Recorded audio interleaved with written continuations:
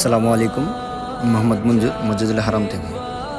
আপনারা দেখতে পাচ্ছেন আমার সামনে যে গাড়িগুলা দাঁড়ানো আছে সারি সারিভাবে, এগুলো হাজিদের জন্য ফ্রি পানি, ফ্রি বিতরণ করা হয় সৌদি গভর্নমেন্টের তরফ থেকে।